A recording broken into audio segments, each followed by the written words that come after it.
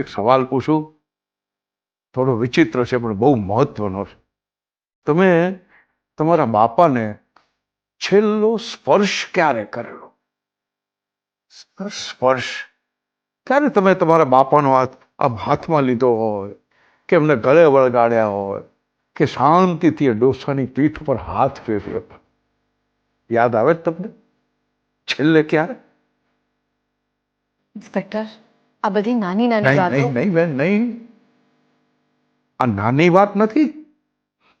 તમને આ ઉંમરે લાગશે, પણ હું તમને કહું, આ નાની વાત નથી. વર્ષો વર્ષ જેના શરીરને ફેમિલી ડોક્ટર સિવાય કોઈને સ્પર્શ જ ન થયો હોય ને, એ નાની વાત નથી.